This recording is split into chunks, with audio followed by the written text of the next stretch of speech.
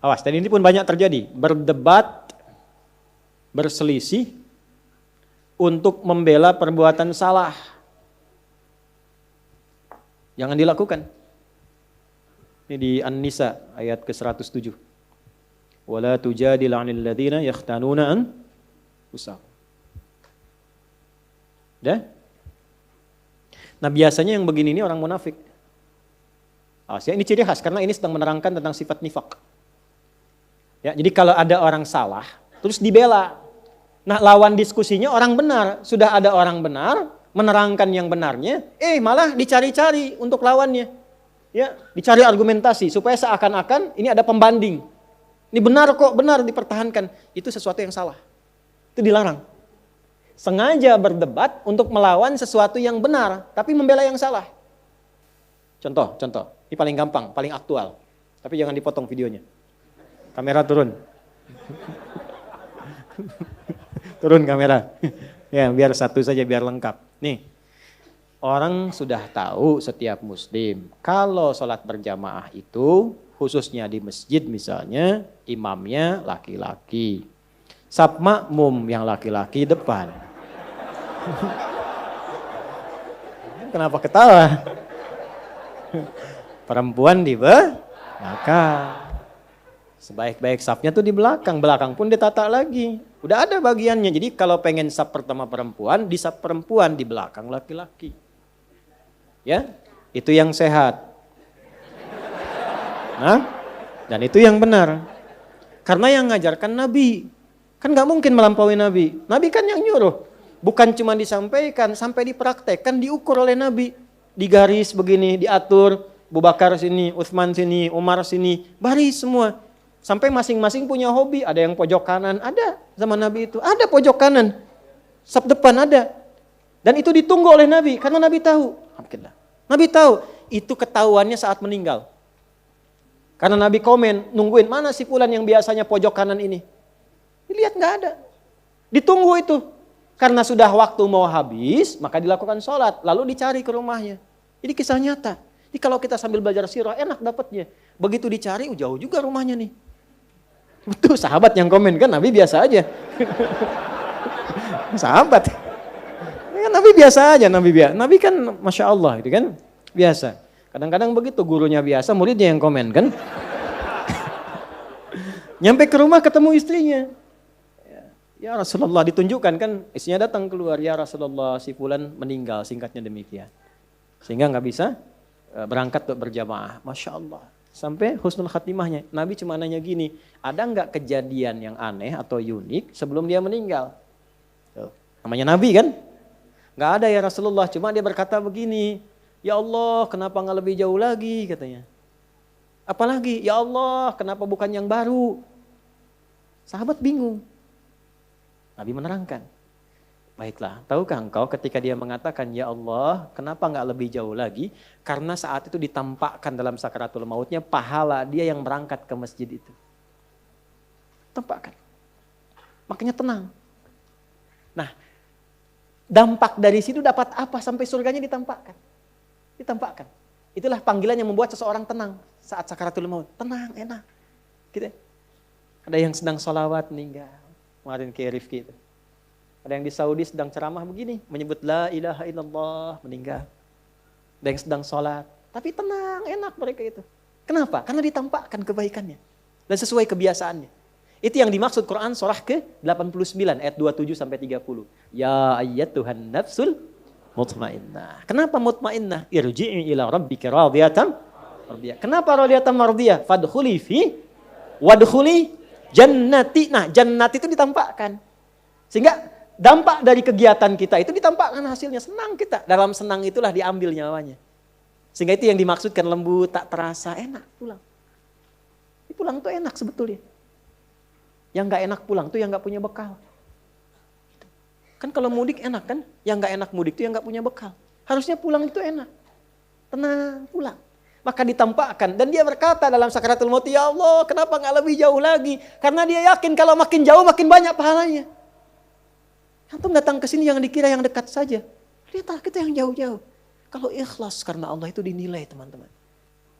Nanti waktu membuktikan, ada saatnya nanti Allah tampakkan apa yang kita ingin dapatkan itu. Ada saatnya. Gak sia-sia. Ya. Lalu di perjalanan satu waktu, ada seorang sedang kedinginan di musim dingin. Nah beliau ini memakai pakaian double. Yang baru yang di dalam, yang luar itu yang lama. Dibuka yang lama yang luarnya, dipakaikan ke situ. Maka ditampakkan bagian pahala kebaikannya. Maka keluar di lisannya, ya Allah kenapa yang gak baru saja ya. Menyesali dirinya, padahal menyesal dalam kebaikan. Kenapa yang gak yang baru saja. Keluar itu. Maka itu tanda dari husnul khatimah. Ya. Tapi bab kita bukan di situ. Bab kita adalah Nabi tetap walaupun sedramatis apapun, sesedih apapun, safnya tetap yang depan laki-laki.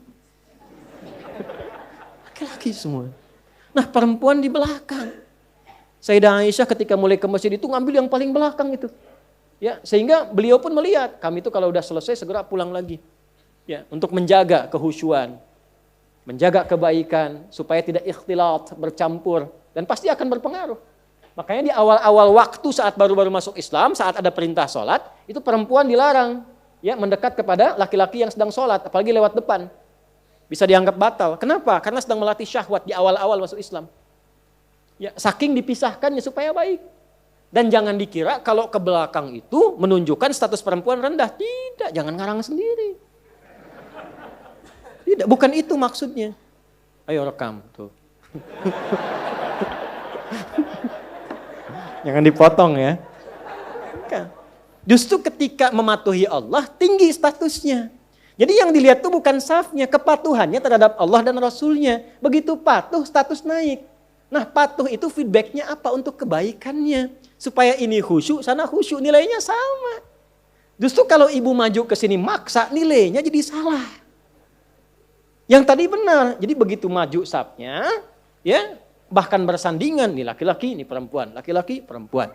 Imam laki-laki, kadang perempuan, laki-laki, perempuan. So, kan?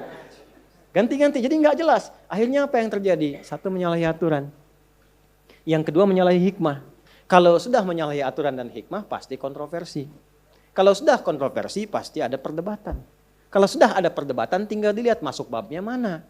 Nah biasanya kalau sudah salah, Allah kirim orang baik untuk meluruskan. Dengan cara yang baik. Ini berdasarkan ketentuan Nabi. Sepanjang kita muslim, maka ini aturan bagi orang Islam. Safnya begini, ininya begini. Tiba-tiba nggak ada angin, nggak ada hujan, nggak ada petir. Datang lagi sosok lain, membela misalnya. Ini demi kesetaraan. Ada bab lain. Bab dari mana, Johan?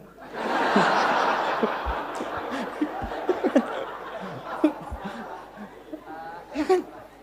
Nah ini tiba-tiba muncul. Tapi ini sudah dari Quran disampaikan. Akan ada isyarat begitu. Makanya jangan kaget kalau ada melihat di TV macam-macam. Kok membela, itu artinya Qurannya benar. Itu. Qurannya benar artinya. Akan ada terjadi demikian. Nah kita yang sadar, yang sehat, jangan ikut-ikutan. Apakah mencela? Tidak juga. Kalau ada yang demikian, minimal kita doakan. Kalau punya kemampuan diluruskan sesuai dengan kewenangan yang Allah tetapkan. Ulama luruskan dengan ilmu. Ya, yang berwenang pemerintah tertibkan dengan aturan. Sehingga semua kompak menjaga kedamaian. Tapi tidak ada bab celaan, tidak ada bab hinaan. Itulah indahnya Islam. Ngajinya tuntaskan. Turun An-Nisa ayat 140. Itu kan akumulasinya.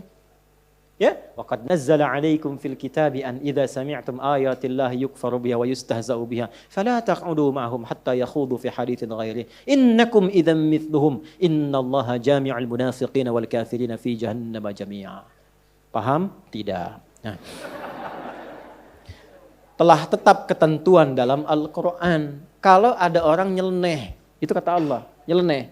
Ayat Quran diingkari, petunjuk Nabi diseling-selingi. Ya. Bahkan sengaja, kadang-kadang menjadi olok-olok. Merasa benar mengolok-olok. Kalau terjadi yang demikian, jangan lakukan hal yang sama, kata Allah. Hindari, pertama jauhi. Jadi kalau ada tempat yang kurang sesuai, kontroversi, dilihat ternyata menyimpang, ya sudah jangan diikuti, jangan daftar, jangan masuk, jauhi dulu. Setelah itu apa? Ya, bahasa Qurannya indah, supaya kamu nggak terpengaruh. Dan kalaupun ada perdebatan yang seperti tadi, tinggalkan, jangan disimak. Dengar yang baik-baiknya, yang kontranya itu nggak usah disimak, buang-buang waktu. Akhirnya apa? Bikin sebal, malah keluarlah kata-kata yang kotor. Keluar itu. Apa kata Qurannya? Innakum idzam mithluhum. Kalau Anda juga mencela, ya sama aja Anda dengan mereka. Sama-sama tercela. Dan Islam tidak mengajarkan itu. Kita itu risalahnya kebaikan. Sekalipun mau lurus, dengan meluruskan dengan cara yang baik. Bukan dengan celaan. Seburuk-buruknya orang, kalau masih hidup tuh punya peluang untuk jadi baik. Allah memberi peluang, kenapa Anda yang bukan Tuhan menghambatnya? Maka minimal kita doakan. Minta kebaikan. Siapa tahu kan orang tumbuh itu dari lahir, dari tumbuh, sudah mendapati informasi itu. Ya kan? Yang bisa merubah itu doa kita, mohon kepada Allah. Allah yang berwenang untuk merubahnya. Jelas? Nah, adapun orang ini yang sengaja untuk berdebat, sengaja mempertahankan, kalau dia tidak tobat, maka dikelompokkan oleh Al-Quran ke dalam golongan munafik. Jadi orang munafik itu ciri khasnya senang-senang mendebat yang benar-benar. Membawa sesuatu yang penting kontroversi saja. Tidak. Kalau dia mengaku muslim, maka yang seperti itu pun kita hindari. Jelas sampai sini? Jadi nggak usah repot-repot direspon. Respon lagi, sehingga banyak status jadi nggak berkembang. Ujungnya apa? Cuman perdebatan, nggak ada isinya. Paham?